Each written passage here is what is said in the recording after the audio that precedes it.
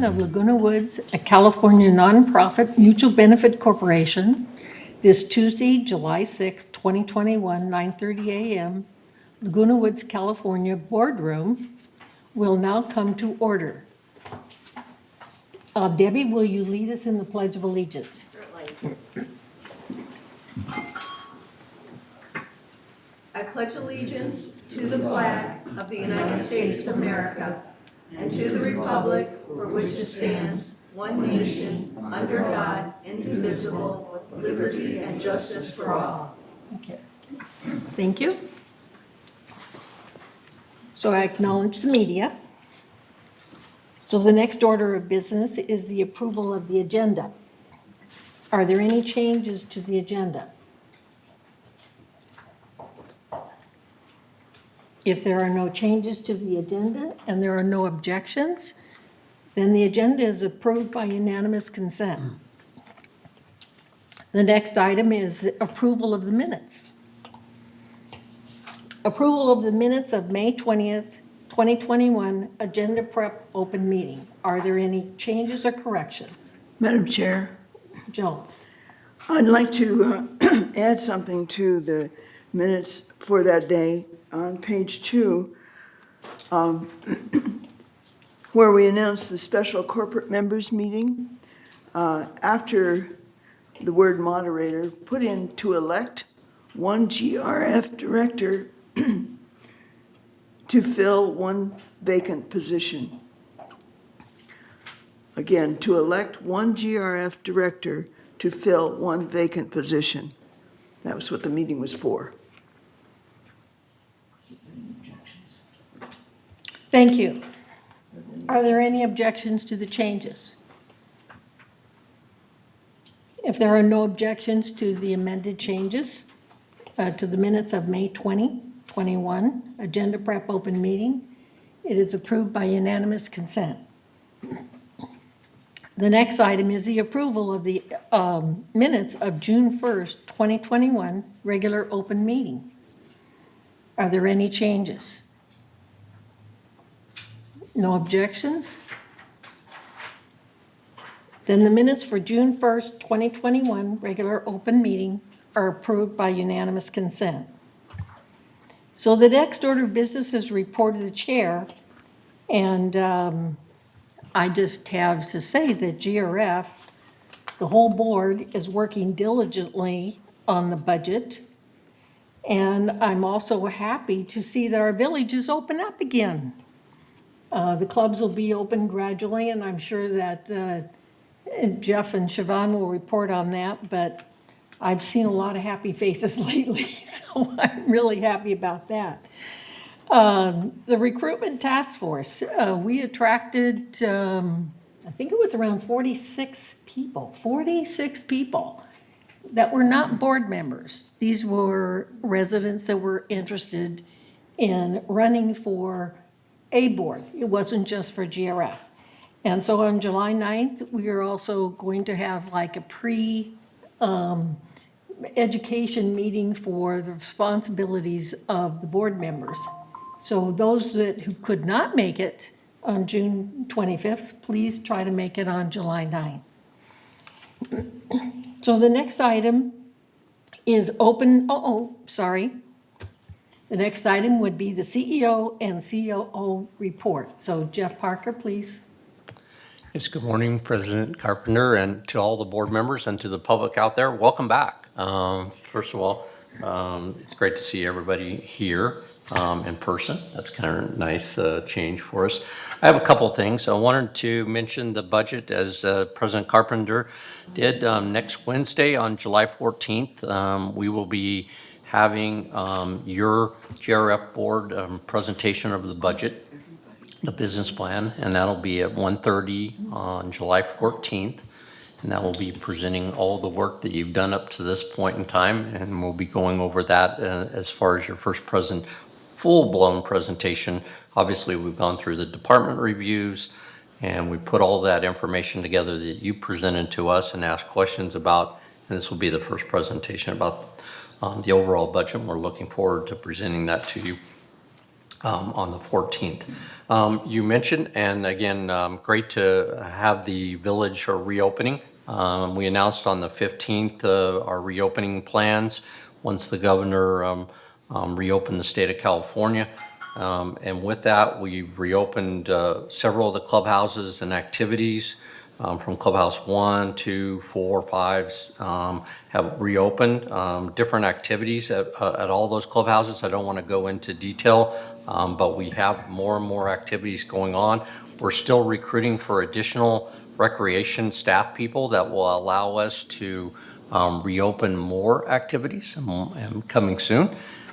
And today, starting today, our recreation staff is starting the reservation program for people who want to reserve clubhouses for individual parties and that type of activity. So that's starting this morning. And those reservations are from July 19th through December 31st. So the next 6 months, if you wanted to book a room or for a special activity, party or whatever activity you're looking for, make sure you get down to the recreation department and contact them with regards to making those reservations. So very positive. The only negative that I did want to mention, because we're frustrated with it, is and I apologize to everybody that our pool 1 is still shut down because we can't get the boiler from back east. The boiler broke down. And it's just the shipping and the approval by the federal government of getting that boiler out to us. So it's been delayed again.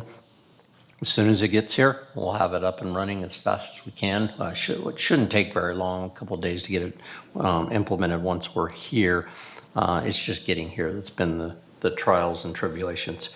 And then the last thing I wanted to mention, because as much as it's super happy to have the village open and everything, COVID is still with us. I don't want to let people know that we've still seen some numbers go up, just small in the village, but in the Orange County, they had 74 cases yesterday.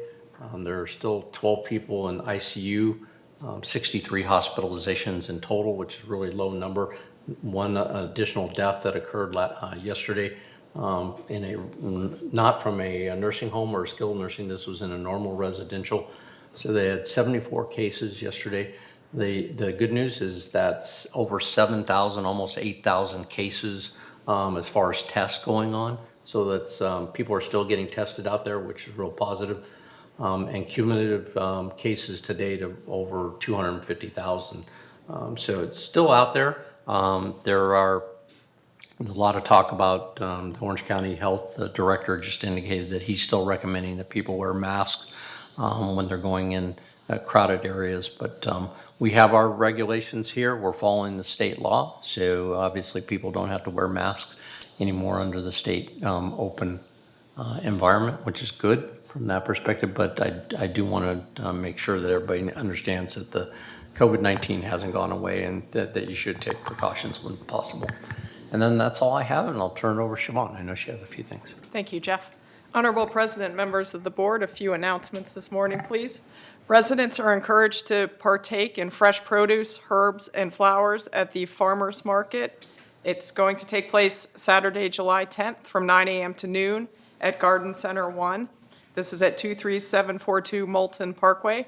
The Garden Center Club members will sell their produce and donate all proceeds to the Orange County Food Bank. The event is free to attend, and the vendors will accept cash only for their produce. Additionally, the library has returned to normal operations. There are no limitations on number of residents who can enter the library. The reading area is available to view newspapers and magazines and use the iPads. The shelves inside the front door contain hardbacks, paperbacks, and DVDs for sale. The Disaster Preparedness Task Force aims to inform and prepare residents for disasters. The American Red Cross will present an earthquake and flood preparedness webinar on Thursday, August 10th at 10 a.m.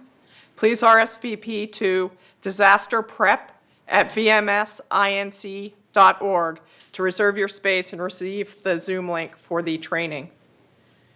Residents new to the village are encouraged to attend a virtual new resident orientation session to become familiar with their mutual, and to talk to a board member who represents the mutual.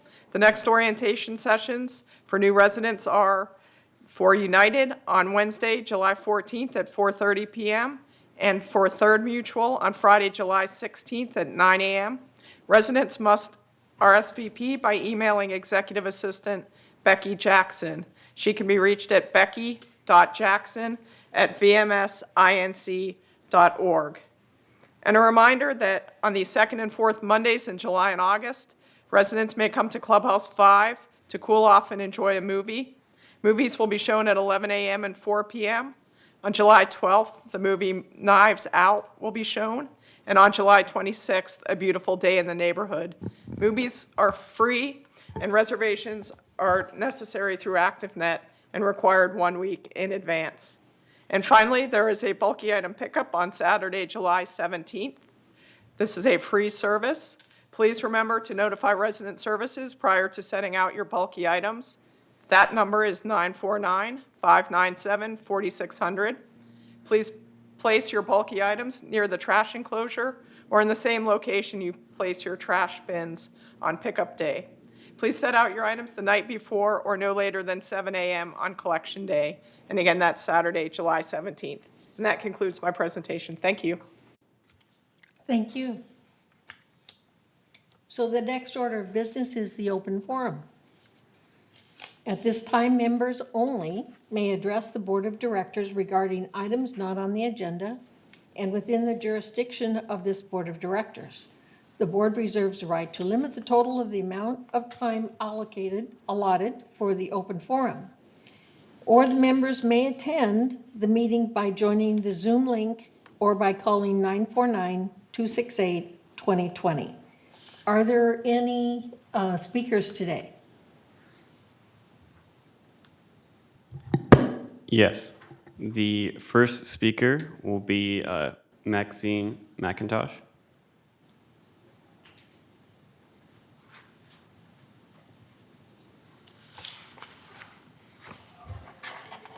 How wonderful it feels to be back in here. And I'm sure all of you feel it even more so than I do. It feels like we're getting back to normal. I want to express my gratitude to the Board of Directors, this board, and the VMS staff in providing a high level of protection for my husband and myself, especially during the worst of the COVID pandemic. Some exercise venues were kept partially open and carefully supervised to keep all of us as safe as possible. As many outdoor activities as deemed safe to be used by any of us were required. VMS stressed wearing masks and practicing proper distancing. Staff and you board members constantly encouraged all of us to follow the safest procedures. The library did its bit and kept a big cabinet of jigsaw puzzles unlocked on their huge covered front porch. They were available to all on the trust system. Trusted you'd leave one, take one, however long you wanted to keep it was fine. My husband and I learned that we had a lot of fun together with many of those puzzles. We had never worked crossword puzzles before. When someone called me with questions about, did I know what possible grocery stores were doing free delivery, or not necessarily free, but delivery of food to your door? How about cafes? Did I know about the cafes? I gave them the telephone number of our social services department, which always was able to help them. Actually, our helpful resources here are amazing, aren't they, in this village? Our village newspaper, because I like to be informed, our village newspaper is my favorite source of information, the Globe. Our CEO, Jeff Parker's announcements on TV6 regularly on our village television, and our bi-monthly magazine, The Village Breeze, really, I felt, kept us well informed about the many ongoing changes. I've not heard of a safer place in which to live than our village. Thank you to all of you for doing such a good job for all of us.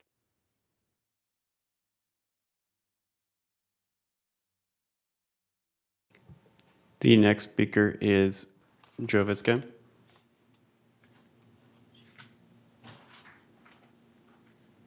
Good morning, directors. How are you today? Just get based a little bit on thought processes that you have and things you might consider, you probably do consider, might consider to a larger extent. And that's how much our amenities mean to us. When we look at the health of people here, when they talk about tennis players live 10 years longer, or being active, people live longer. When we look at amenities, look at the recreation department, we look at things that make people physically active and healthy. It helps people be also mentally healthy and happy. So, I mean, obviously people feel better when they are happy than when things are not going so well. Myself, having gone through some serious surgeries recently, reminds me of a couple of things. And I had a tennis partner I played with, and about 3 days before I had my decapitation here, he called me, and he was a nursing home someplace. He just had a triple bypass. So we were setting dates when we get back together and play tennis. It took us a little while, but about 4 months later, after 2 major surgeries, we were playing tennis again. I remember a gentleman who's been on TV here before, who survived colon cancer. He'd also had injury where his left side on his arm was not very good, but he's a top tennis player still. He then was ran over by a car while riding a bicycle, and I believe broke all but one rib in his body. I could be incorrect. He had brain swelling, so he was out for a very long time. I believe they took his heart out of his chest twice to massage it to keep him alive. And I don't know, 3 or 4 months later, I'm at the tennis courts, and here he comes with his racket. He goes, well, I'm probably not ready to play, but I'd like to warm up. And so I think this attitude of being happy in the village, having the amenities that we do, is very, very important. And as directors here, I think when we look at things in contrast to, say, United and Third, whose job is to be as thrifty as possible, but United will have, Formica there forever, linoleum there forever. But it's actually an asset. People can come in here and buy a house fairly inexpensively because they weren't designed to be real expensive.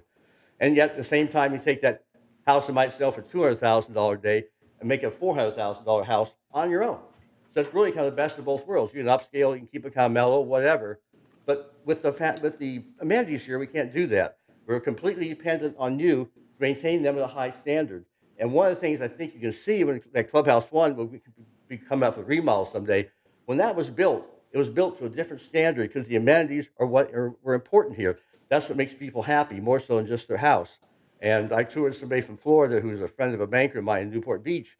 She came to see the amenities. She didn't care about seeing the houses. She wanted to know what she'd do here. So always keep that in the back of your mind, well, how important those amenities are to housing values and to keep us healthy. So appreciate it, and thank you for your work. Thank you.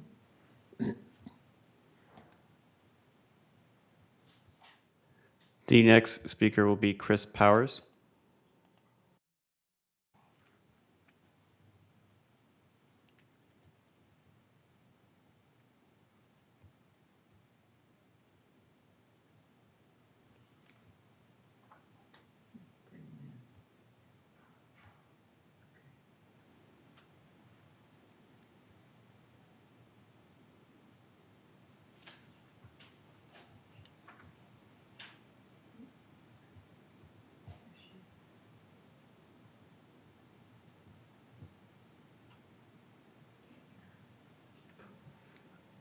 We are currently unable to hear you.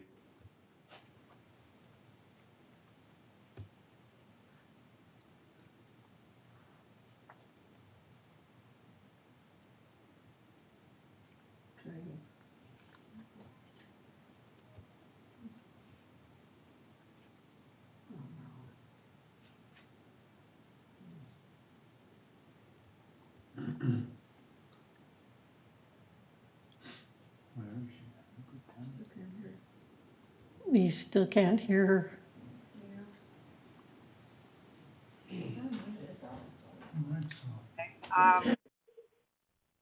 We can now hear you. Okay, let me try that again. Hi, it's Janet Powers, not Chris. My computer wasn't letting me log in this morning to Zoom, so I'm here on my husband's computer. Thanks for letting me speak this morning. I've obviously spoken at several previous meetings about the concerns that we have regarding the illegal investments by GRF. We are continuing to be concerned. At the last Finance Committee meeting, Director Jim Hopkins put on a slide presentation with slides that previously had not been in the agenda that was posted. These slides were according to Director Hopkins, direct response to the complaints that my husband and I had made. And they basically showed and quoted from the opinion of GRF's lawyer about the investments, and also contained other quotations. We've asked for the slides. We haven't received copies of them yet. They're not available online. Basically, by quoting the GRF lawyer, the GRF board has waived the attorney-client privilege, and we're entitled now to see any legal opinion that your lawyer has. Mr. Hopkins also stated his opinion that you're not in violation of 5380, and indicated that not only had you spoken to your own lawyer, but that you'd shopped this to other lawyers and spoken to other lawyers about this issue. So we'd also like to see who those people are that you're talking to and see copies of their opinions. I understand you're also meeting with your counsel today, and I'm not sure that I understand why we're meeting after the fact. You've already stated what the opinion is, but hopefully that's for you guys to reconsider the issue. Lastly, I remain concerned about the practice that GRF has of having closed session committee meetings. There's just no legal basis under Davis Sterling for the board or the committees to meet in closed executive session. There are even non-GRF directors who are meeting in those meetings. So there's just no basis for confidentiality. This is in violation of the Davis Sterling Act. So again, I want to thank the board for your time. I know you're volunteers, and this is not an easy job, and I do appreciate it. But I would like to see GRF get back on track here with regard to the legality of the investment and following your own investment policy and continuing to meet your fiduciary duties to members. So thank you very much.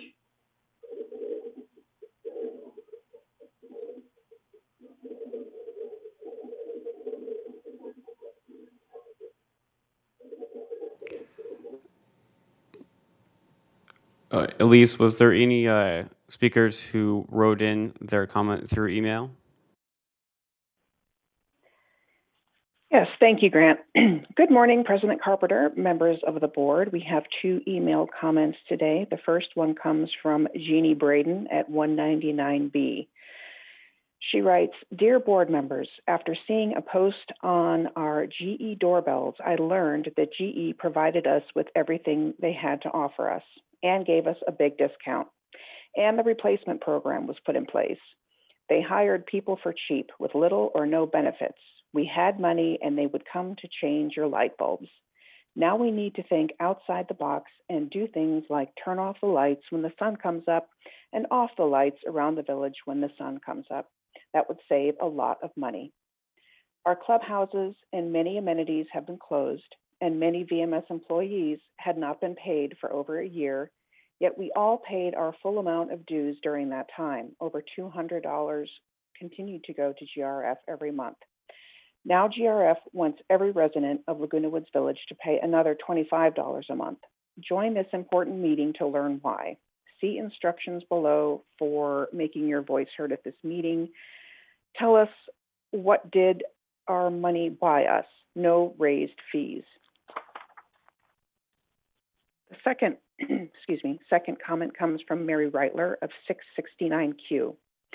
"Hello, I am disappointed once again that the policy has not changed, allowing our grandchildren under 15 to use pools at the assigned pool within assigned hours as previously. I would like further information about when that will be allowed. Others I know are anxious for this to happen as well. I urge quick resolution. 2 summers would not be fair to miss this benefit of living here. Thank you." And that concludes the emailed comments today. Thank you. Do any of the board members want to respond to any of these comments? Yes. Jim? Yeah, just a quick response to Ms. Powers. It's Turn on. your mic's Is- on? can you hear me? Okay, speak into it. Okay. Yes, thank you. Just a quick response to Ms. Powers' comments. we have, it seems as though we've moved away from the central topic, which was the board's right to be prudent in managing the investment reserves. And so the opinions that we have gotten, or the opinion we've gotten, and our interpretation of the civil code gives the board the responsibility for managing and preserving being prudent in preserving the reserves. And that's really all I have to say. Is nothing. There was a lot of legal maneuvering there, but essentially we have the responsibility to manage our reserves. Okay, thank you. Jeff, do you have anything to say about when the children will be able to come back? I do. To the board and to the public, it's actually a good question. Once we get pool 1 back up, which is the boiler issue, then we will have the flexibility of getting that capacity going into pool 1, and then we would be able to revert back to pool 6 has been the pool that we've had people under 15, and we'll be reopening for that activity as soon as we can get pool 1 up and going. Okay, thank you. Are there any other comments? So if there are no further comments, the next item of business is the consent calendar. So all matters under the consent calendar are recommended for action by committees and will be enacted by the board by one motion. In the event an item is removed from the consent calendar by members of the board, such items shall be subject to further discussion and action by the board. So the first item is for the recommendation from the Finance Committee, consistent with its statutory obligations, a subcommittee of the board consisting of the treasurer, and at least one other board member reviewed and approved preliminary Golden Rain Foundation financials for the month of May 2021, open session meeting minutes. And item B is to approve the 2021 operating surplus transfer to the contingency fund in the amount of $1,411,617, which the GRF Finance Committee unanimously approved. Okay. Are there any objections to the consent calendar? Joan? I don't have an objection. I have a correction on 10B. Just the spelling of contingency in the title. And on the second paragraph, remove the A before contingency fund and capitalize contingency fund. Those are the three little things I had to correct. Thank you, Joan. Otherwise, I'd like to move that we accept the consent calendar. Are there any objections? Okay. Okay. Are there any objections? No objections? The consent calendar is approved. So the next item is unfinished business. So we are going to entertain a motion to approve the resolution to revise the Code of Ethics. The May resolution was approved, June resolution revised, and the 28-day notice for member review and comments to comply with Civil Code 4360 has been satisfied. Joan, will you read the resolution, please? Resolution 90-21-XX, Code of Ethics Policy for GRF Directors. Whereas the Board of Directors of the Golden Rain Foundation has recognized the need to amend the Code of Ethics Policy for GRF Directors. And now therefore be it resolved, July 6th, 2021, the Board of Directors of this corporation hereby adopts the Code of Ethics Policy for GRF Directors as attached to the official minutes of this meeting. And resolved further that Resolution 90-21-16 is hereby suspended and canceled. And resolved further that a copy of this resolution shall be given to every candidate for the GRF Board of Directors. And resolved further that the officers and agents of this corporation are hereby authorized on behalf of the corporation to carry out the purpose of this resolution. I move that we approve this resolution. Is there a second? Okay. Thank you. Are there any objections? So if there are no objections, No, but I have a comment on Maggie? 11A, page 7, the second dot. It's under proper decorum, section 5, and the proper decorum gives a list of rules. However, the third dot is not a list of rules, so I'd suggest that that be reworded in some way. It sounds like another heading to me. Where was that? I'm not sure. Maggie, say again where it was. Yeah. Okay. Page 7 of 12? Page 6 of 12, number Six. 5. Proper decorum.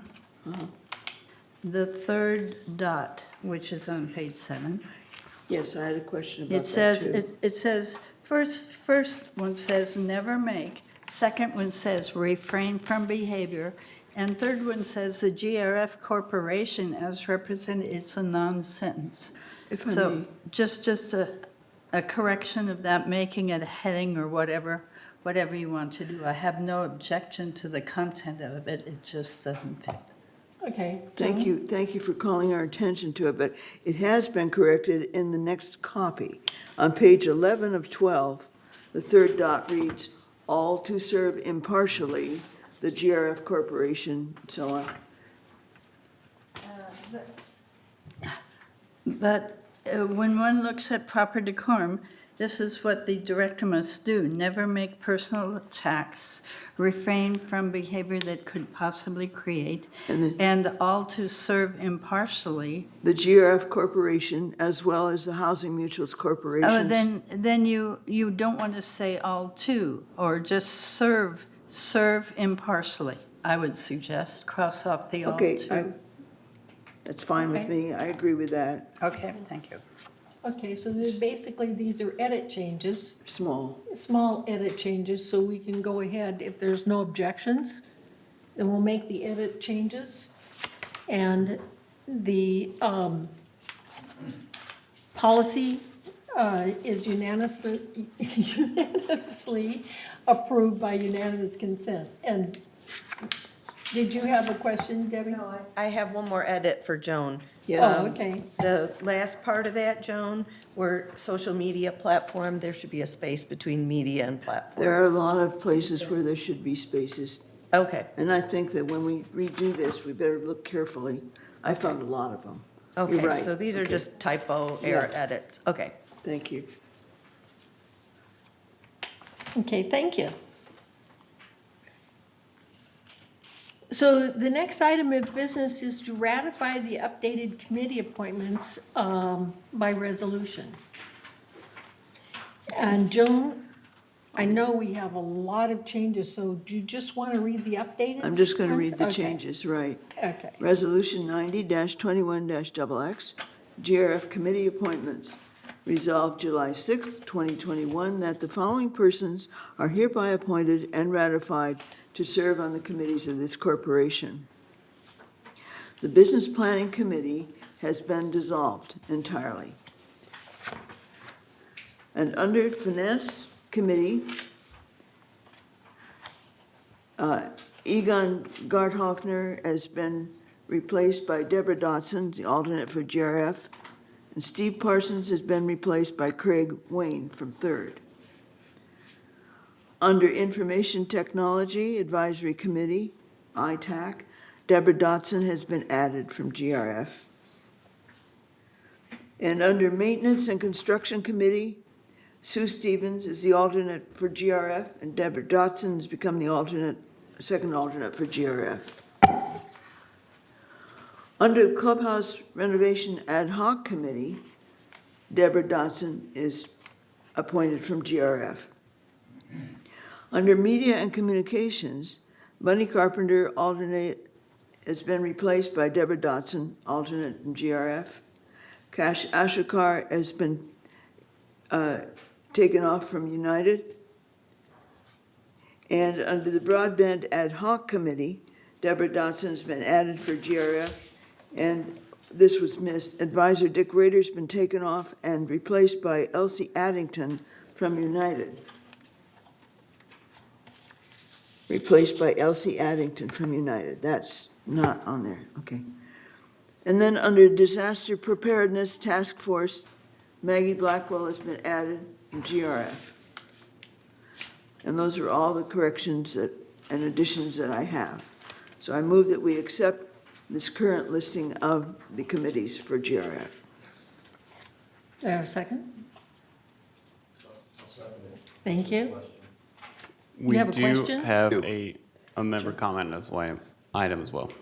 Okay, we've got some comments, but Okay, John. John, go ahead. My question's on the Insurance Ad Hoc Committee. Isn't that a United committee? Page, We've got a United chair of a GRF committee. So, I mean, should that be listed as one of our committees? And also, I wasn't listed as an advisor, so I probably should get added onto that as well. Right, right. It's an ad hoc committee, but, yes. what page is that, John? And John should be added as an advisor. Page 5 of 5 Thank you. Yeah. on 11B. Okay. It just put it at the end, yeah.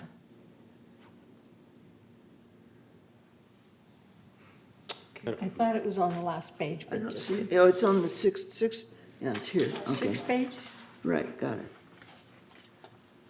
Question, insurance ad hoc, right, page 5 of 5, 11B. Yeah. question.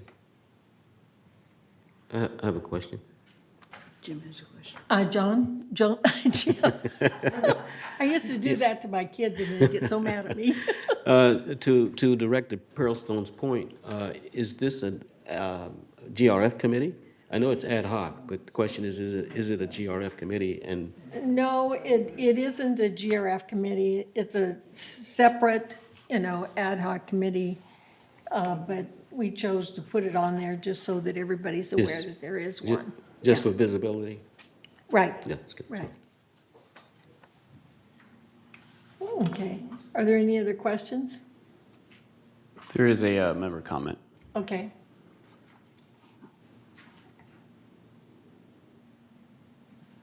And the member comment is from, Richard Rader. okay.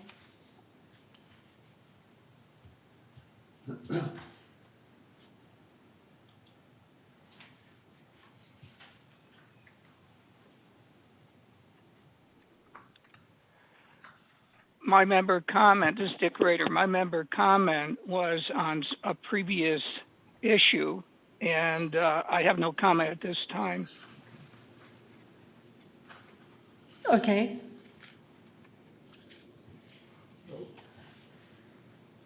Are there any further comments? No further comments. Okay. Are there any objections to the changes? So if there are no objections to the changes, the committee appointments has been approved by unanimous consent. Thank you. The next item of business is to entertain a motion to approve the 2021 annual election schedule and resolution to appoint Unilex Inspector of Elections. And you will also note that the annual meeting will be held November 10th, 2021, and the appointment I'm sorry, I'm not reading this right, but basically we want to elect Inspector of Elections, and we also want to approve the schedule, which starts on September 11th, and then the annual meeting will be held November 10th. So would you read the resolution? Resolution 90-21-XX, approve Inspector of Election Service, approve Inspector of Election Services. Whereas the bylaws, section 8.3.6 requires and Corporations Code 7614 allows an association to select an independent third party as an inspector of elections. And whereas, for transparency purposes and due to the number of ballots received, it is necessary to contract for an inspector of elections. And whereas an inspector of elections is used, among other tasks, to print and mail voter packages, inspect and tabulate ballots, and certify results. Now therefore, be it resolved, July 6, 2021, that the Board of Directors of Golden Rain Foundation hereby approves single sourcing a contract to Unilect Corporation to perform inspectors of election services for the 2021 annual meeting of the corporate members. Resolved further that the officers and agents of this corporation are directed on behalf of the corporation to carry out this resolution. I move we approve. Is there a second? Joan? Yvonne. Yvonne, thank you. Are there any objections? If there are no objections, the motion is approved by unanimous consent. The next item is to entertain a motion to introduce a resolution to provide special accommodations for member guest club event hosted by Laguna Woods Village Men's 18-hole Golf Club. And I want to make note that this does not require a 28-day review because we're not changing rules. We're just waiving fees for a particular event. So do we have a motion? Do we have a resolution on this? Yes. Okay. Resolution 90-21-XX, special accommodation for reciprocal and charitable club event hosted by the Laguna Woods Village Men's 18-hole Golf Club. Whereas at the April 9th, 2020 CAC meeting, the committee discussed and approved the events to have fees waived or adjusted. At the May 5th, 2020 GRF board meeting, the board supported CAC's recommendation and approved the waiver reduction of the fees. However, due to the COVID-19 pandemic, the events did not occur. And whereas at the June 10th, 2021 CAC meeting, the committee discussed and approved a special accommodation of guests to pay the resident rate for tea time during the 18-hole Men's Golf Club member guest tournament in 2021. And whereas annually, the Laguna Woods Men's 18-hole Golf Club hosts a number of events that market to non-residents or fundraise for the foundation of Laguna Woods Village. And whereas the 18-hole Men's Golf Club is again requesting golf fees be reduced to accommodate the following event in 2021. And whereas the 18-hole Men's Golf Club is requesting fees be modified for the member guest tournament only, reducing the weekend guest fee from $55 per guest to $16 per guest, equates to an estimated 2,808 loss, and spell that L-O-S-S, not lose, in revenue for that day.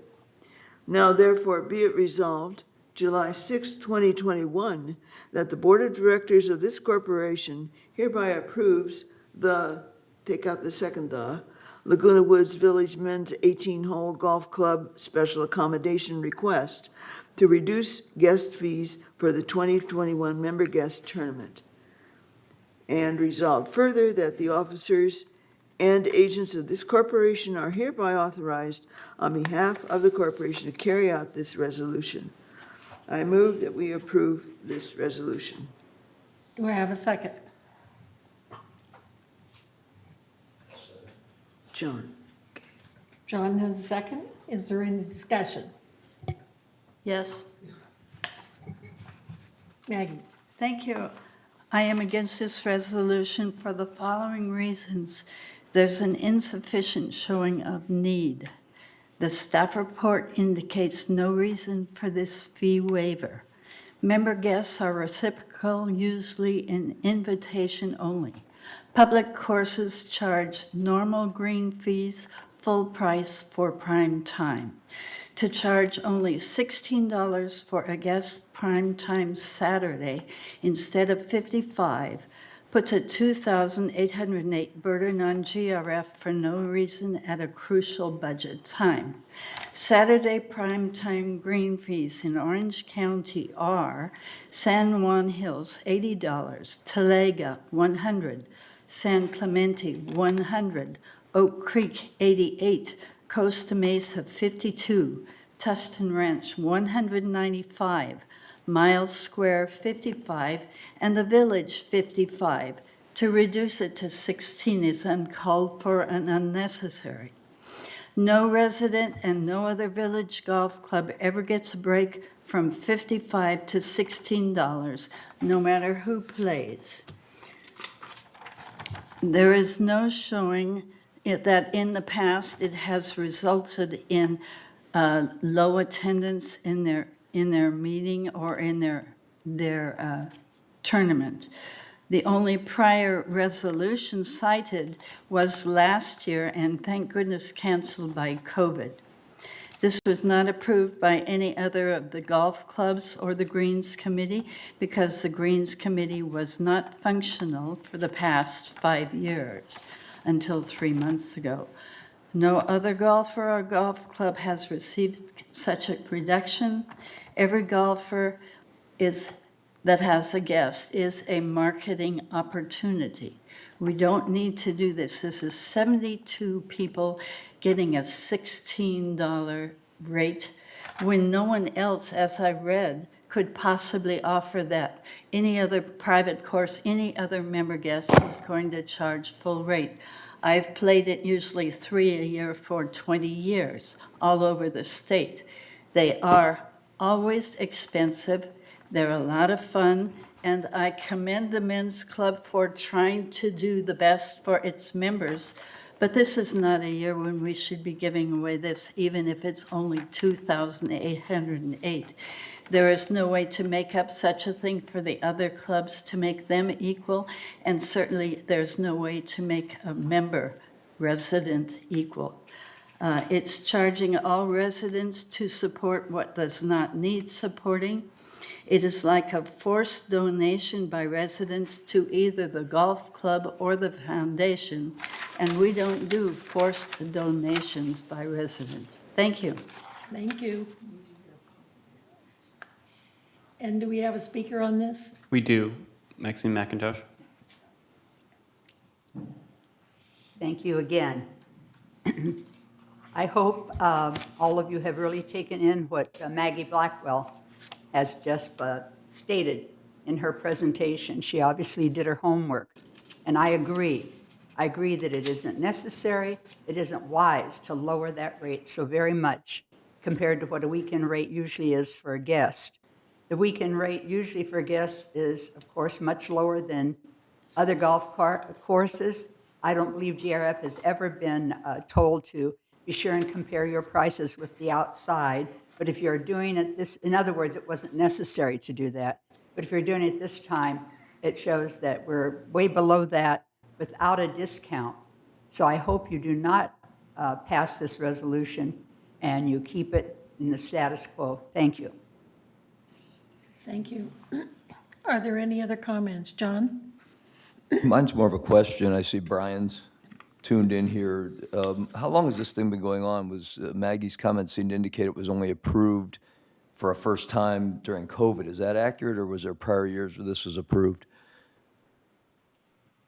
No, there have been prior years where this has been approved. As a matter of fact, the 18-hole men's golf club has had numerous events, at least in the last 5 years since I've been here, where special, waivers have been approved and carried out by the golf club. So with that in mind, I'd like to give the board and anybody watching a little background, because we discussed this fairly at length during the CAC meeting, and with absolutely all due respect to Maggie and the Greens committees and the people that don't support this resolution, there was a strong belief among the committee that we should come out of COVID and kind of leave things alone until we have the time to review and really develop equity, if you will, among golfers, because there was a number of issues raised where there was going to be quite a bit of discussion about how to make sure all the golf clubs felt like they were getting equal access and equal hearings, et cetera. And they had asked for significantly more money to be approved.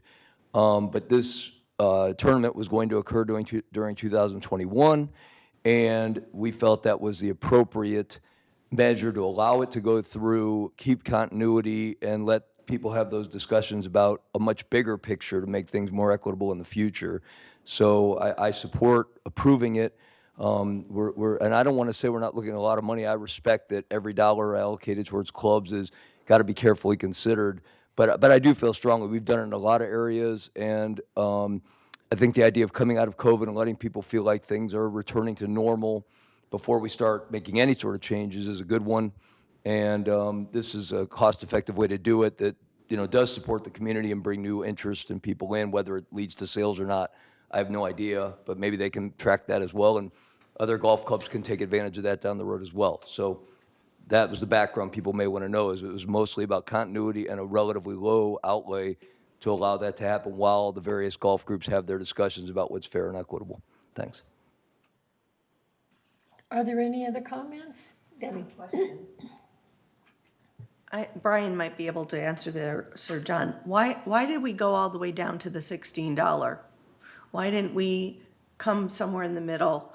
I mean, 55 is not that much compared to golf courses around the area.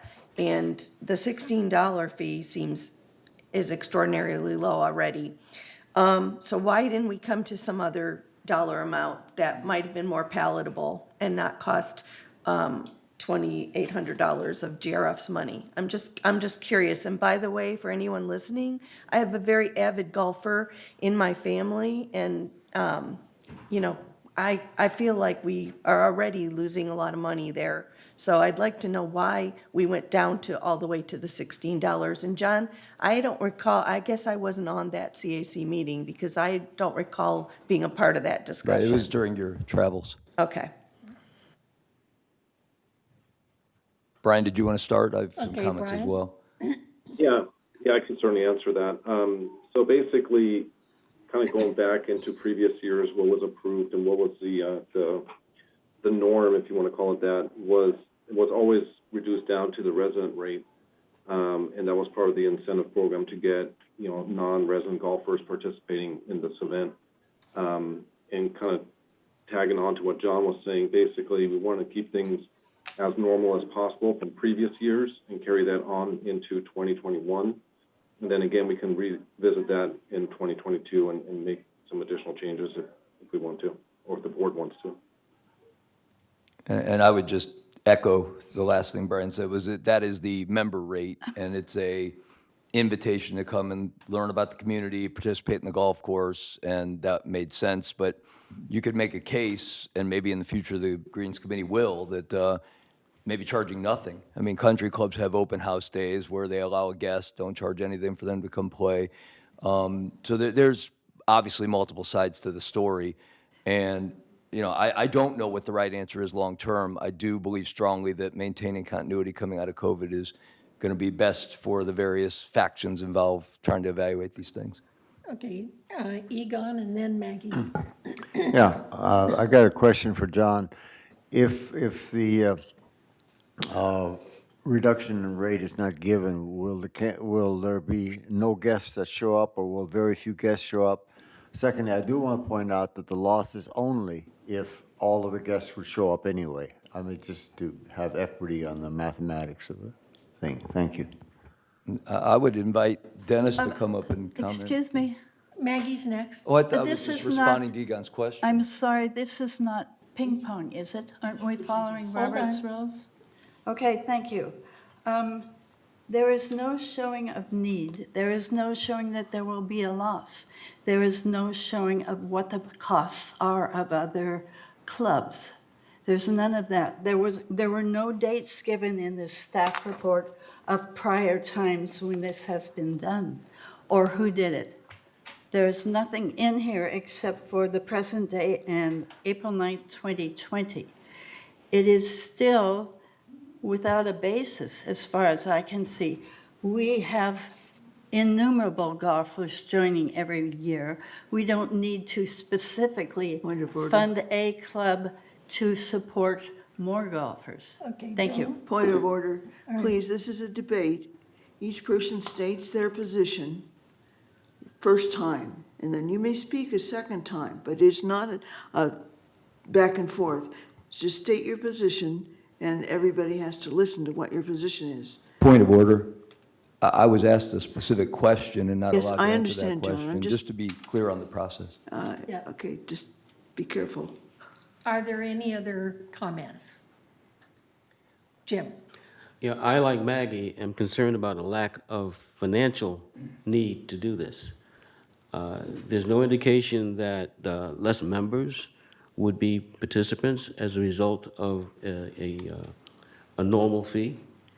Also, I'm not sure what the precedence is for having this. There was no precedence other than, I believe, last year. I'm not sure what's happened in the past. So I think we need to understand a little bit more about the details and financial details surrounding this.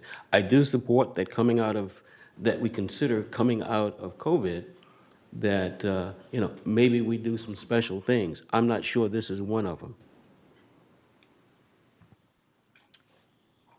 So are we going to have another speaker here? Yes, there is another member comment, yes. Okay, Madam Chair, yes. am I going to be offered a chance to answer the question I was asked, or is that now past that opportunity? Go ahead. What did I answer? You answered that as traditional. No, I started to say that I would like to invite Dennis, who is I'm not a golfer. He has a lot more experience and knowledge in the think Dennis can history of speak for this. And if himself. he wanted to come up and comment, it would respond to the question that was asked. I would just like to finish by saying we need to distinguish between answering questions and making comments. And you're saying anytime anybody says a word that we're speaking out like we're making new comments. That's not accurate. Okay, Joe, are you going to speak? Yes, thank you. Just a little background, because I was in the CAC last year. As I understood this, it had always been done traditionally. And last year was the first year we stopped it. Now, I'm not taking a pro or con on that, but it had been traditionally done. I don't believe it was necessarily done through GRF. I think it became kind of an automatic thing, and the CEO at that time had done that, to be honest with you. With clubs and like with golf, I think the next item you have on there over a 5-year period, if I recall, the movement, they looked at this one point in time, how much the driving range used. You're looking at a $200,000 increase. It wasn't that many years ago, if somebody played golf 4 days a week, their cost of playing golf went up $1,000 a year. So you get kind of a balance of clubs. And we don't do this. We don't charge the inter-community. We don't charge for buses. There are a lot of things we do free, but it's been a pretty substantial club and a fairly good member of the community. So it's certainly debatable. I'm not, picking on Maggie here for this at all, but it is something that, if they boycott us one day, it costs you a lot more money than that. So I think it's a good, goodwill type of thing. I think it's important that GRF, since it's called the Golden Rain Foundation, might mean something. You might have a little heart towards that, because you are just about perhaps to vote on something that would raise them, a couple $100,000 over the next 5 years. Because I remember, and President Carpenter might remember, I think when they once talked about the driving range, it was brought up by our pro here that they raised the driving range $1 per bucket. That would raise, about $500,000, a little under $450,000 in 5 years. So the thing you have coming up next will be far more than that, doubles the whole thing. So it's, it's kind of a good balance type of thing. If you look at individual issue on everything, you might make an argument not to have a bus route. But I mean, you don't want to do that. It's something we need. So, but anyway, that's the point. But I was on the CAC last year, and it had always been traditionally done. We stopped it last year. And so that's kind of where it's at. Thank you. I myself know that it was, when it came before CAC, was basically because our legal counsel at that time said that it needed to come before CAC. And they had, several tournaments. This has been going on, I don't know, 5-10 years? Can you quote me, Brian, on that? Okay, Brian? Yeah, I mean, this has been going on, at least for the last 5 years. I've been here now 5 years, and this has always been kind of happening. In the past, these types of requests were not necessarily presented to the CAC. I know it was coordinated through the GRF president, and they made those exceptions directly without necessarily going through the CAC in the GRF process. But it has been going on for at least 5 years now. Okay, thank you. Egon? Yeah, I have one more question, John. How does this event raise funds? The concept was to create awareness for the community. So it was almost like a introduction to Laguna Woods for golfers. There may be residual, I think Joe had mentioned, there may be residual benefits of contributions in future tournaments to the foundation and what have you. But we did not base the CAC discussion or any vote on that. It was 100% a low-cost continuity benefit to the community that had gone on for a long time. And again, vote whatever you believe is most appropriate, but there will be multiple issues coming our way regarding golf. And balancing all those issues, in my opinion, makes a much broader picture versus picking on this one event during 2021. That was the takeaway we walked away at CAC with. Okay, are there any other comments? And Certainly, this is apparently going to be a continuation of what went on unnoticed before, if it did go on unnoticed before and unapproved by GRF. And yet it is GRF that is losing the money here, and it's the other clubs that do not have the equity. Okay. Thank you. So, I have a question. all right. What is the basis? Debbie and then Gan. What is the basis of getting that $16? Is there any basis why we are reducing to 16 and not 30? $16 is what the residents pay. And so they just reduced the price so that everybody is paying the same price for the tournament. Okay, All right, that makes sense. okay. I have a question. So, right now, people who live here can't get golf reservations. So how is this going to affect, Brian, that 72 potential reservations for a Saturday? Is that correct? Where our residents would not have use of the golf course? Is that an accurate statement? Yeah, that is accurate. Did you want to speak to? You're standing there, Dennis?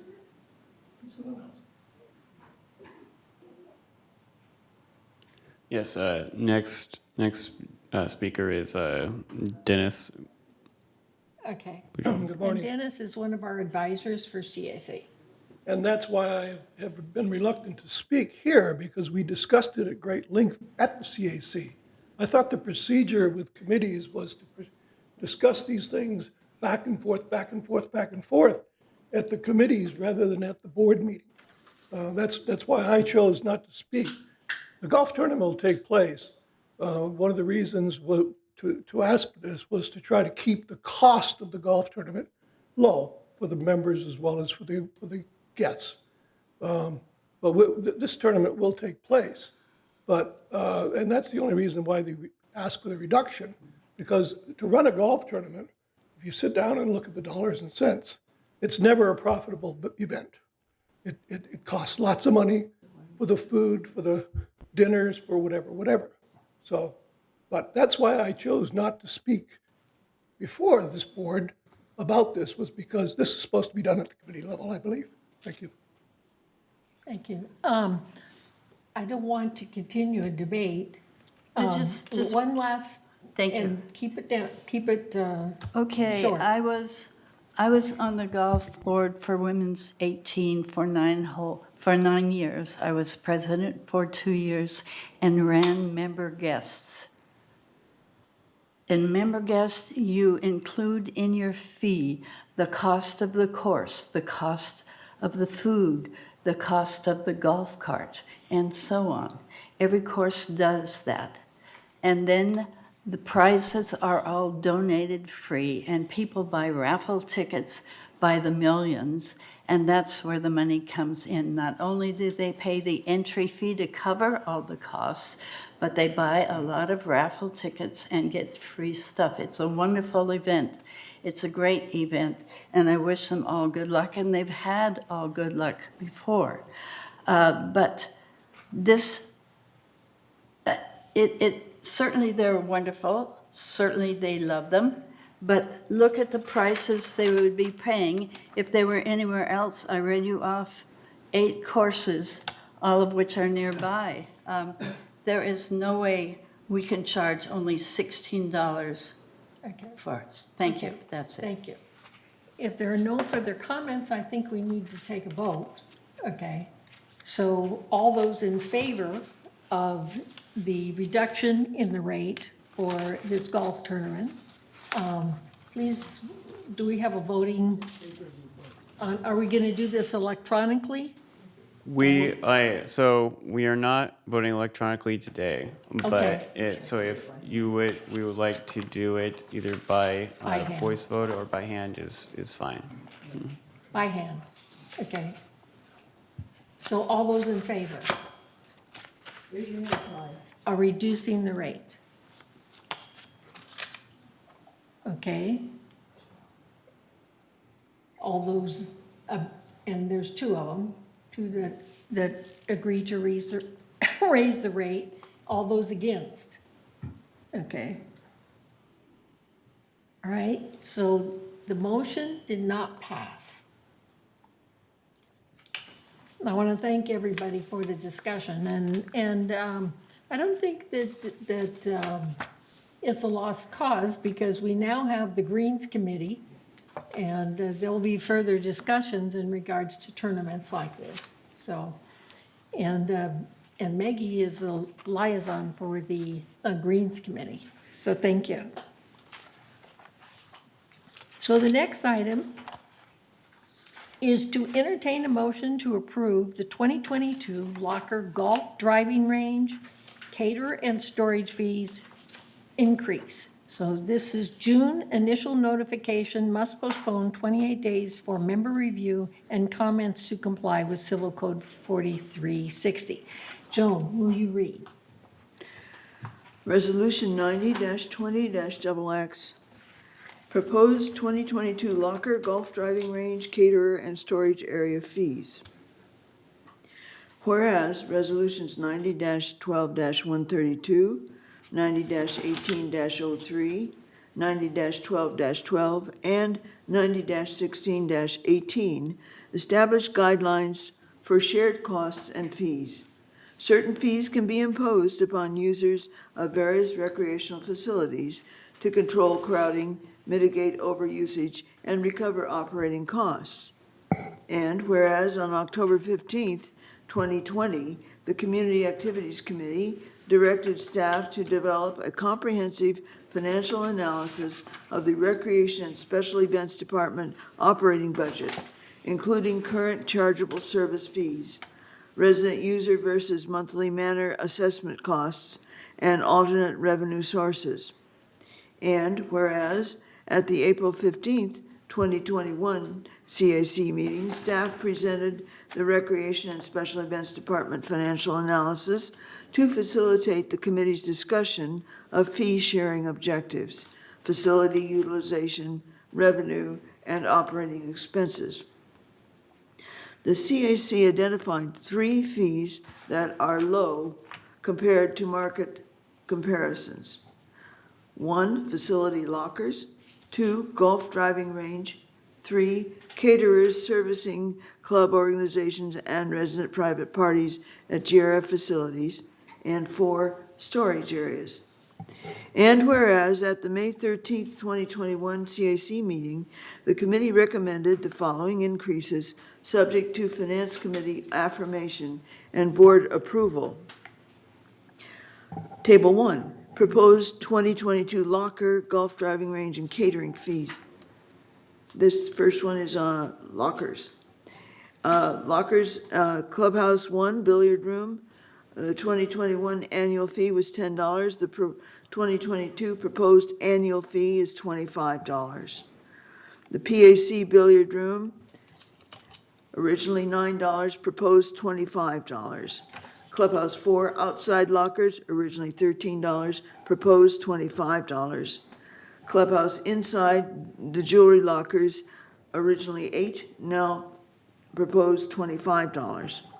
And the community center table tennis lockers were originally $11 and now proposed $25. At the golf driving range, a quarter bucket of balls was originally $1, is now proposed for $2. A small bucket of balls was $2, now proposed at $4, and the large bucket of balls was $3, now proposed at $6. And the catering fee plate, originally per plate was $1, and now proposed to be $2.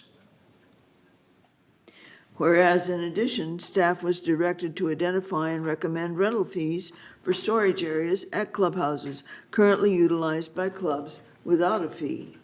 At the June 10th, 2021 CAC meeting, staff presented storage areas currently utilized by clubs without a fee. The CAC recommended the following new storage descriptions and fees, subject to affirmation by the Finance Committee and Board approval. This is Table 2, proposed storage area fees. For the storage areas for the small, originally nothing, now proposed $25 annual fee. For the medium-sized, originally was nothing, now proposed $50. And for the large, this is 5 foot by 5 foot and up, proposed now $100 per year. Whereas increasing fees provides additional revenue and assists in keeping assessments low. Based upon 2019 actuals and utilization, the proposed fee increases would generate approximately $108,250 in additional revenue. And here's the description. For the lockers, the projected additional annual revenue would be $6,610. For the golf driving range, the quarter bucket of balls would realize $32,700.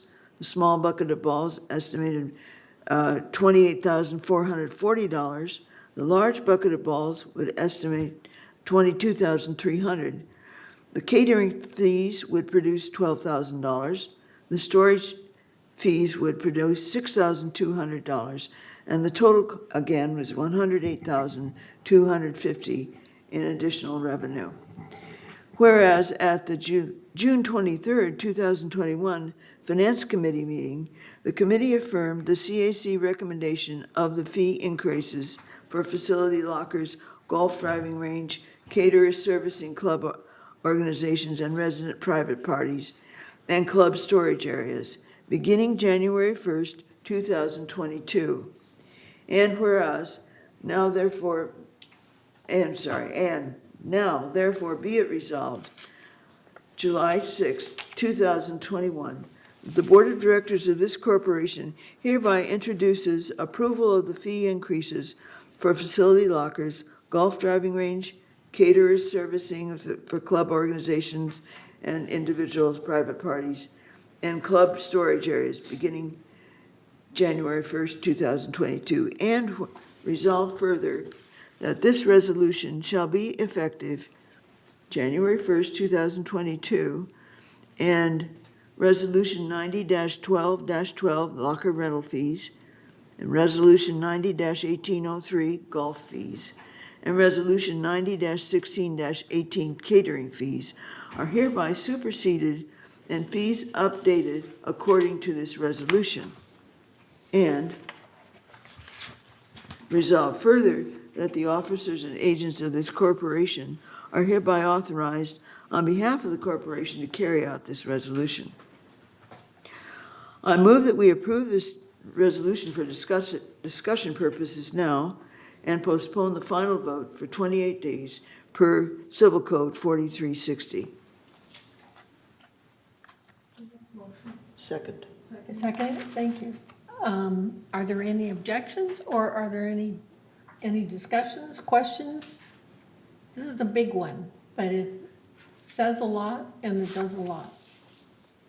So there are no objections. If there are no objections to this resolution, The resolution passes by unanimous consent. So thank you. And thank you, John. Thanks, Sean. So at this point in time, if the board would like to take a break, we can take a break and come back in 5 minutes. Okay, what time is it? So it'll be, let's say I have 11:45, so we can make it 10 to 11? And we'll be back. Okay.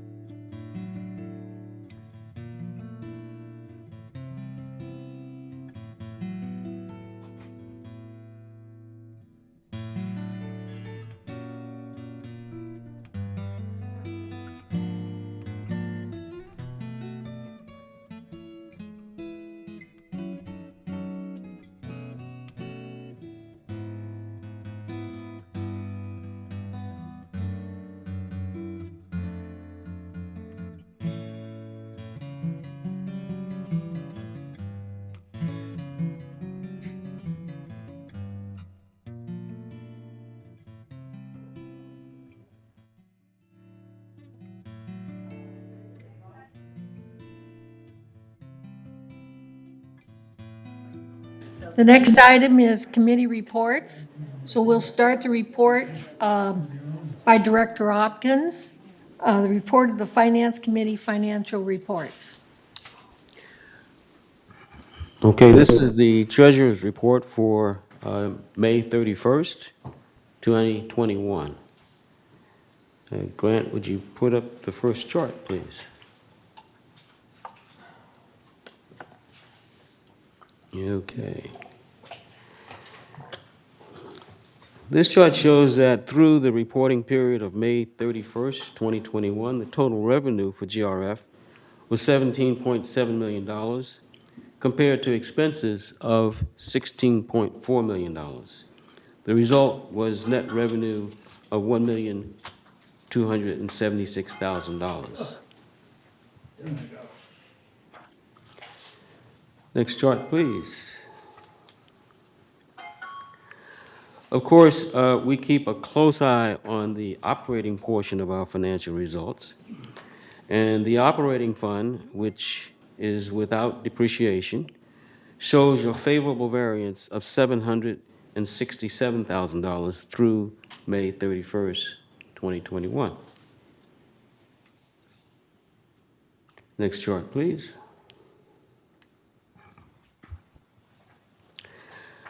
This chart shows the same actuals from the income statement, but compared to budget. GRF ended the period better than budget by $822,000.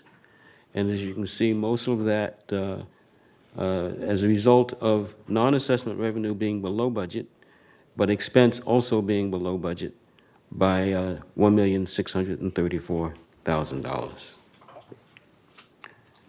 Next chart, please.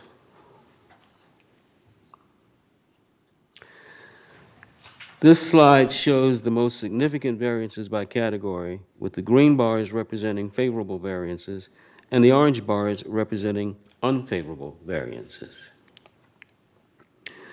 At the top, we see employee compensation and related expense.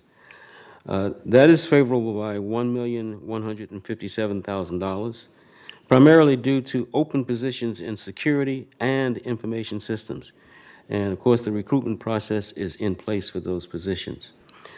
Also, certain janitorial and recreational positions remain unfilled while the clubhouses are closed or were closed, and fewer hours than budgeted in the transportation were due to temporary consolidation of commercial routes. Professional fees, $138,000 favorable due to movement of budgeted IT fees to outside services. Additionally, The timing of expense in several areas caused some of those variances. In other words, some of the expenses had been moved back, the actual expenses in the year. In community events, $132,000 favorable due to facility closures during the pandemic. The budget assumed facilities would reopen in March, and of course, they're reopening in June and July. An offset can be found in the clubhouse rentals in terms of other events and revenue fees. Unfavorable, there's an unrealized loss of investments, $441,000, due to adverse conditions for bond investments during the reporting period.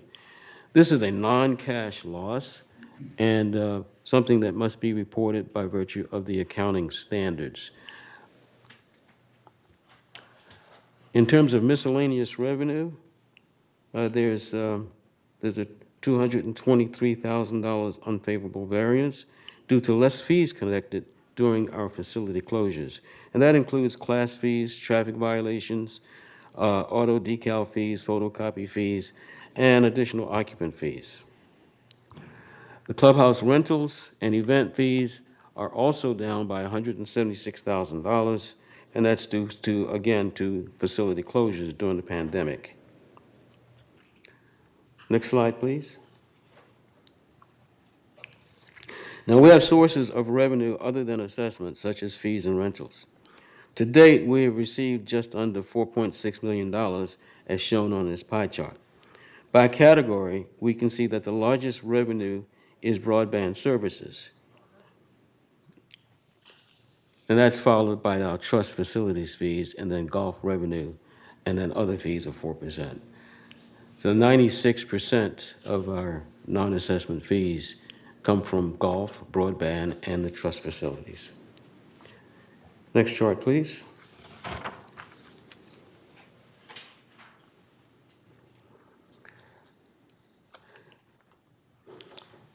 Our total expenses year to date are $6.4 million, and that includes depreciation. These are shown on this pie chart, with the largest of those categories being compensation and then depreciation. And depreciation is non-cash, again.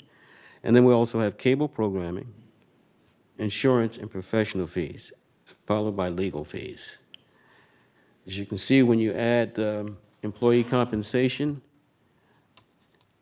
is 54% of our total expense. Next chart, please. This chart shows our resale history from 2019 through 2021. The community-wide sales total 356 units through May 2021. Most of these transactions generate a $5,000 trust facility fee, and that's used as a source of revenue for our reserves. Next chart, please. This chart shows the reserve and contingency funds with adjusted balances. Starting with the first column on the left, the funds have a combined ending balance of $31.3 million. Included in this total are contributions received this year through assessments, trust facility fees, and interest earnings. The second column shows the work in process of $5.5 million, reflecting the amounts paid for projects not yet complete, but obviously approved. The third column represents the adjusted balance of the fund, which is $25.8 million. Next chart, please.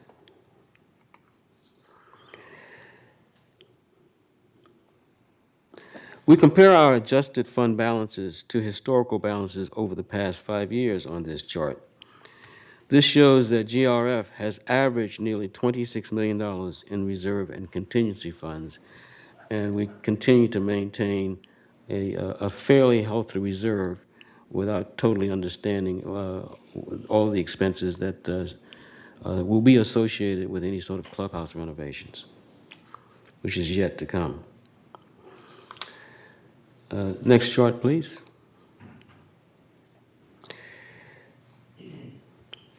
This chart shows a listing of where the reserve money is committed.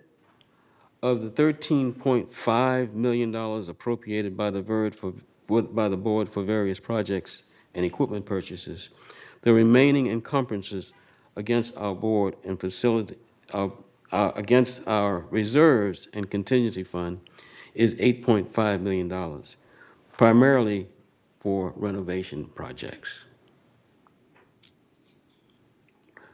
And that concludes the treasurer's report.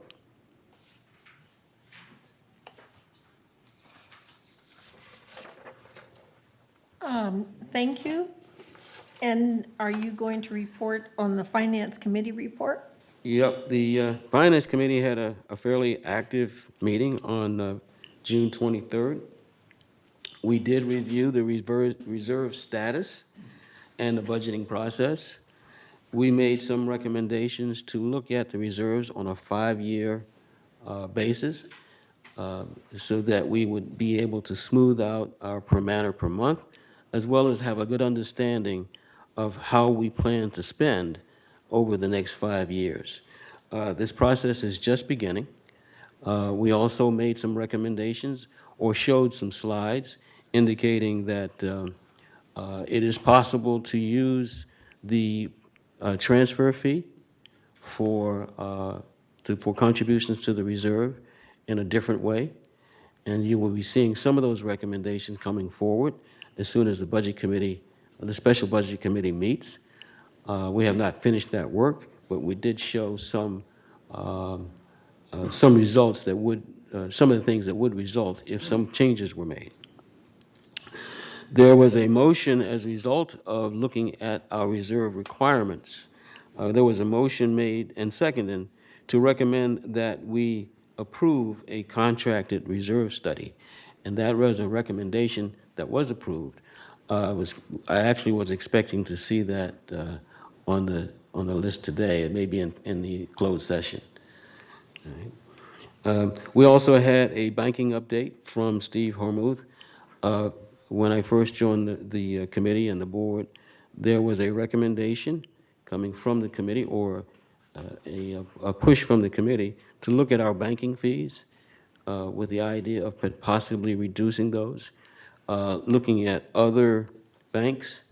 And our financial director, Steve Hormuth, did go to is in the process now of going to other banking institutions to understand their fees and our needs, so that and that's an in process. That particular idea is in process at the moment. We also approved, and it was also approved here, to move the operating surplus of $1,411,617,000 and move that into the contingency fund. And that's the background that we have for our meeting that we had on June 23rd. We also did review our investment policy. I made mention of that, and concluded that we were in compliance with 5380, and that the board had a responsibility and a duty to be prudent in the management of its reserves.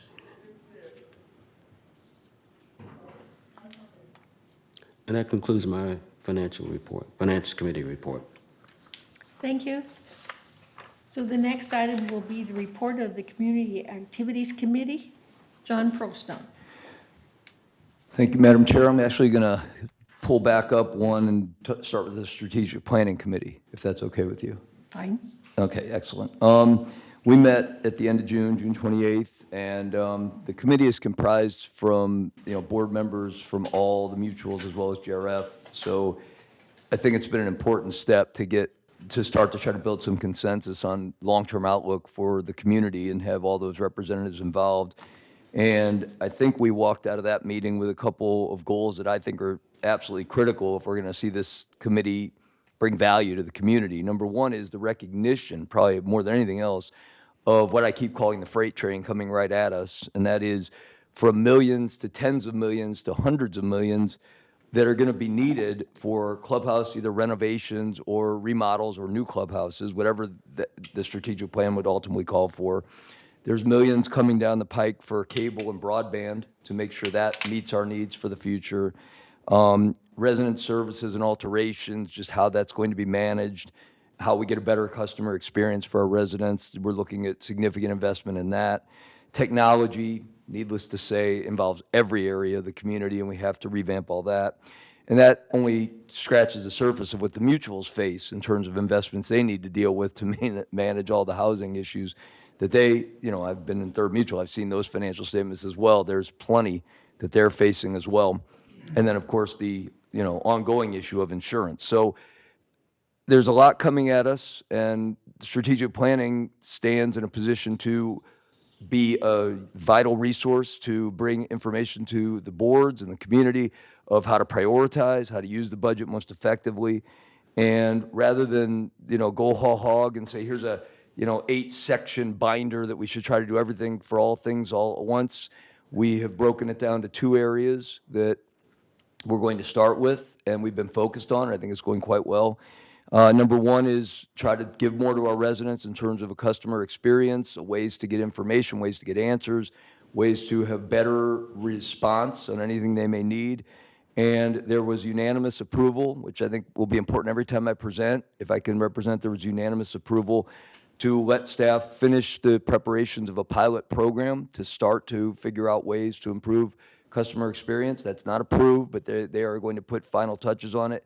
Then it'll be put up for approval, and everybody seems supportive of that. Strictly a pilot program, no major changes to the community, just some new things to see if we can be more cost-effective and improve outcomes for residents.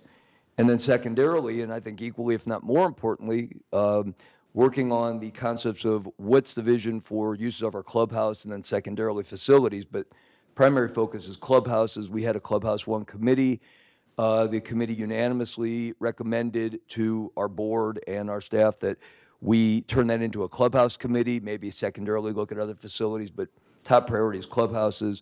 So both committees are creating that awareness that we need to have great prioritization skills if we're going to manage our financial resources and not just keep asking residents for more and more money to solve our problems.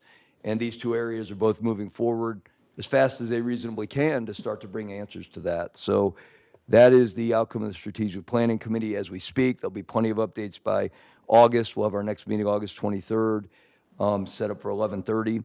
And, we welcome public attendance and feedback. We've added several advisors, so it seems to be adding value in terms of good communication for the entire community at this point. We hope that continues. So that would be strategic planning then, not necessarily directly related, but some are related. Let's talk about the Community Activities Committee, of which I'm almost also the chair. And what we did there in our prior meeting was review fee structures that make sense for our residents to pay for the various amenities and great resources we have for them to take advantage of. And what you heard earlier today was a resolution that was carefully crafted by staff to say what fees have just not been adjusted for so long that they're just not right for the cost-sharing structures of our community.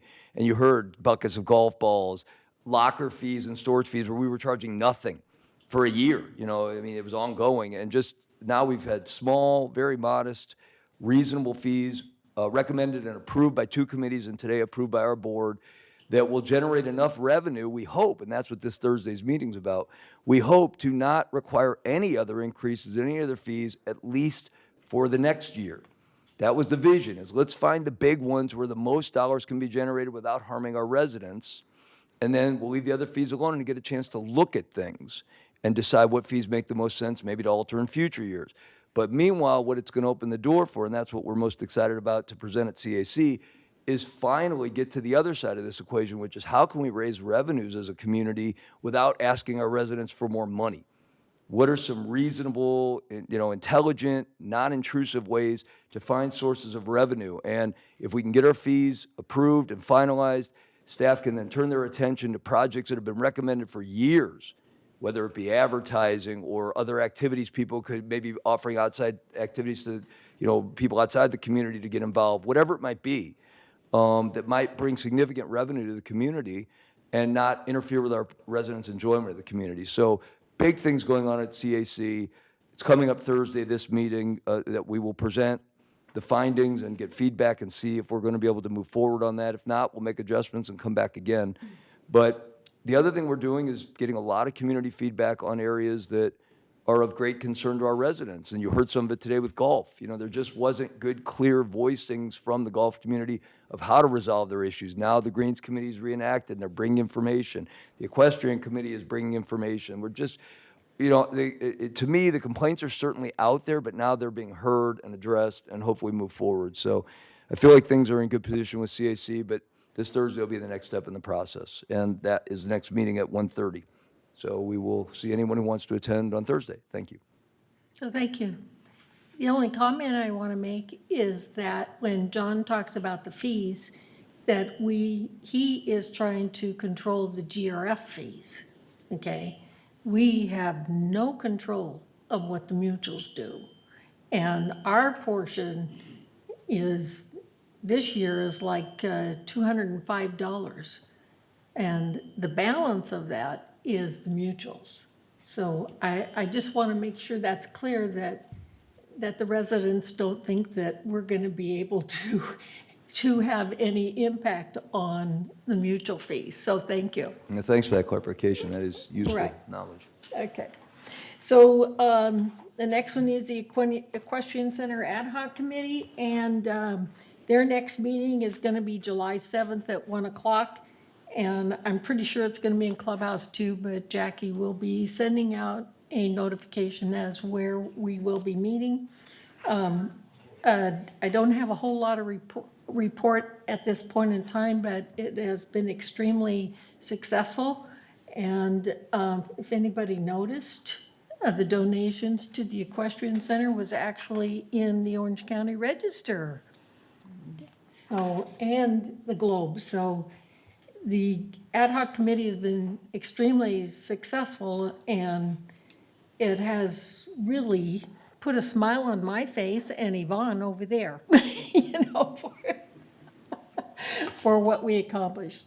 So the next item is the report of the landscape committee. And that's me. Yes. And we met last on June 9th, and most of what we talked about was the creek and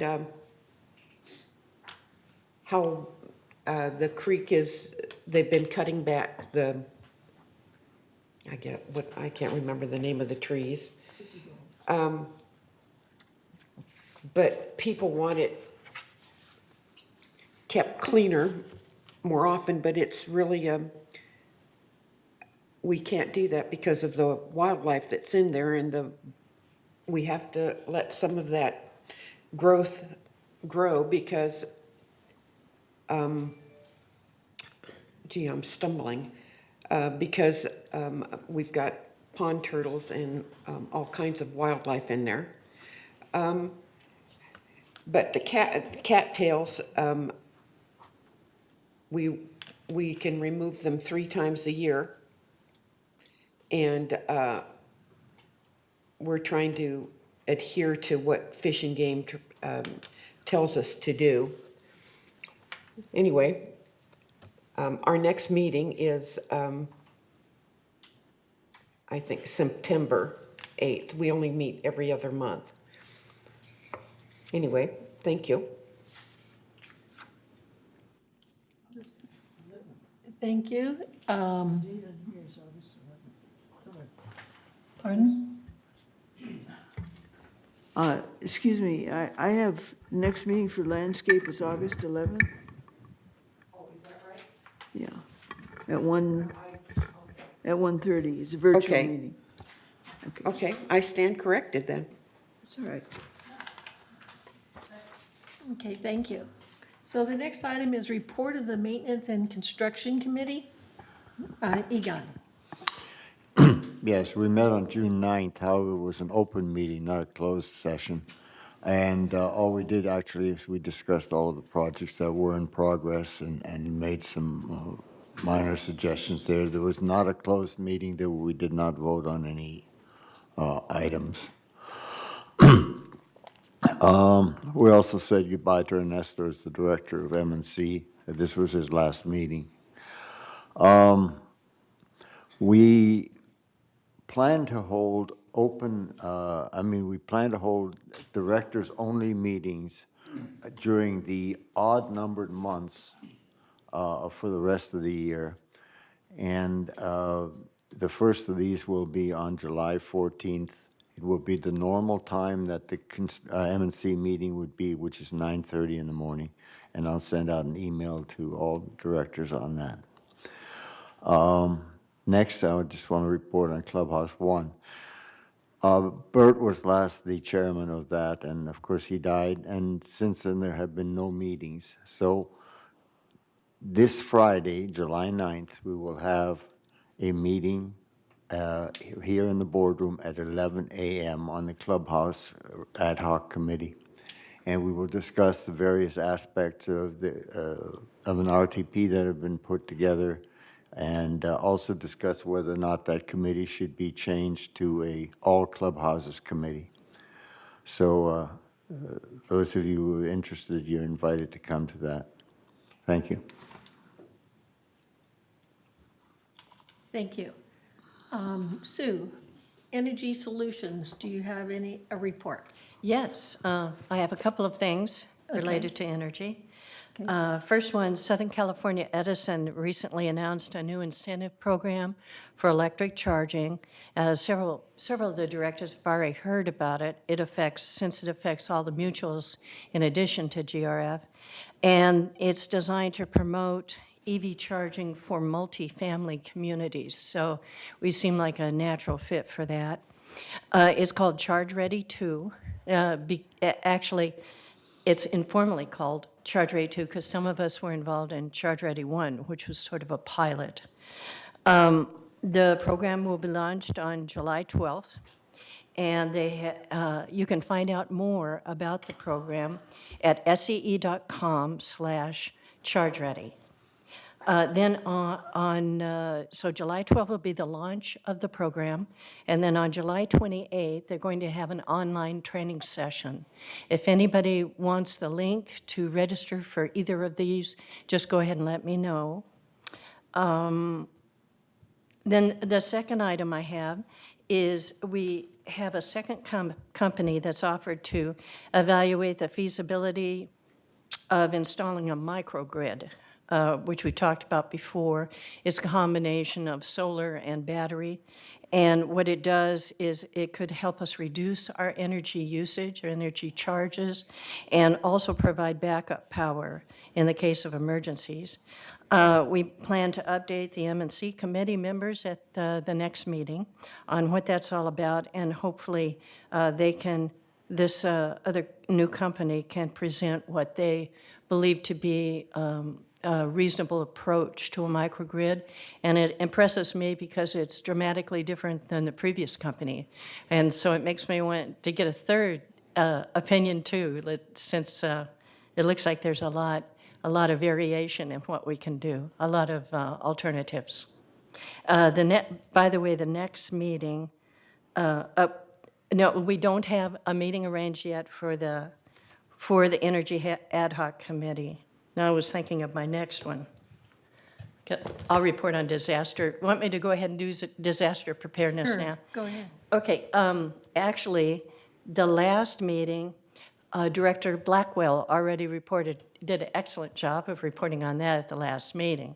And then the next meeting is coming up in a couple of weeks, July 27th at 9:30 a.m. And I have been told that it's going to continue being just a virtual meeting. It won't be in person. Okay, Thank you. Okay, the report of Media and Communications Committee. Joan. Thank you, Madam Chair. The Media and Communications Committee did not meet this last month, and our next meeting will be on July 19th, 2021 at 1:30 p.m. as a virtual meeting. Okay, thank you. The report of the Mobility and Vehicles Committee, Don Tibbetts. Okay, you'll have to excuse my voice, I'm hoarse for some reason. Chris gave us a lot of information on the. Please make sure that your microphone is on. What? Your microphone. Oh, thank you. Haven't done that for a while. Okay, Chris gave us a lot of information on transportation program and operational costs. Operational costs are quite high, and that's one of our most expensive programs, as you know. The Easy Rider or Fixed Route program is slowly starting to increase. It started a few weeks ago, and with COVID being less and less prevalent, we're going to open up even more. Right now, we have about 5,000 trips per month, so it is quite effective. However, a lot of residents want us to extend the boundaries. They want to go farther. They want to go the other side of the freeway to the shopping center up there. So that's being looked into. Staff is looking into it, and I'll keep you up to date. The destination shopping program, that is still suspended, but I have a feeling it's going to open up quite soon. I said the transportation is very expensive for the village, and we had a very extensive discussion by the committee of how to save money on the cost of vehicles. When do you get rid of them? It's not just with mileage, it's other things. In fact, I am so sorry. Go on. and I thought I had it off. But I would like to emphasize that staff is really working hard trying to keep transportation costs down. We are looking at electric vehicles, and we're not so sure if you really save money on them. You use more electricity. On the gas cars, you use more gas. Which ones last longer? Which ones has less maintenance? We're looking into all of that before we make decisions on how to go. And our next meeting is August 4th at 1:30.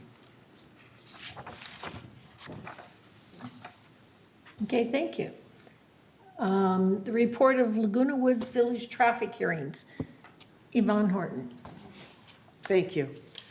At our last traffic hearing, we only had 3 people that we found guilty.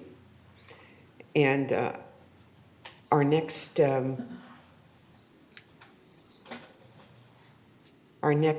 scheduled meeting is Wednesday, July 21st. Thank you. Did I pass up security? Okay, on security, we had kind of a short meeting, but a very interesting one. The fire alert devices test program that we recommended for 3rd and United, they have it installed, and we will make a report on that within a couple of months to see if it's successful or if it should be expanded. In compliance area, illegal occupancy has gone down a little bit, but the patio clutter has gone up a little bit with more people. The foot patrol is up, and we had a lot of positive feedback from residents on there. These people are getting out of their vehicles, they're walking to the carports, they're walking around, and it's really been positive from the residents to see our security out there open. And traffic control, it's really caught up. We're almost back to where we were before the pre-COVID days. More cars are being stopped for speeding and stop signs. Those have are still the two largest ones. Collisions and accidents have gone down. One car was stolen. It has not been recovered yet. You need to lock your cars. The keys were left in the car. Bicycle riding is up. You can see a lot of people on bikes in our roads. And along with that, bicycle theft is up. You need to lock it. Security caught one man just a couple of weeks ago. He had 3 stolen bikes in his pickup truck. So he was detained and the sheriff's office was called and the man was arrested. But lock them up or you're going to lose them. The staff will be setting up a bicycle registration program. We'll let you know what's happening on that, and all the information will be in the Globe. And take advantage of it. Our next meeting is August 30th at 1:30. Thank you. Thank you, Don. So the next item is Information Technology Advisory Committee. Jim. Yes, our first meeting will actually be on July 16th, 2021 at 9:30. However, the staff and the chair have been meeting to prepare for the ITAC committee, which is Information Technology Advisory Committee, which is actually the first GRF committee to take on this challenge. We've taken the work of the ad hoc software committee and looked at it, and that was turned over to the GRF committee. In order to take the village to the next level in terms of its software. So again, the first meeting is July 16th, 2021 at 9:30. Thank you. So the next item is future agenda items. All matters listed below are items for future board meetings. No action will be taken by the board on these agenda items at this meeting. The board will take action on these items at a future board meeting. So that would be the broadband group status. So basically, we weren't prepared for the consultant agreement. You're still working on that? Yes, we're working on it. Okay. All right, thank you. At this time, are there any director comments? So if there are no director's comments, we will recess and continue. We will have lunch and then continue our meeting in the Willow Room. Catered lunch. First time in a year and a half. Okay, thank you.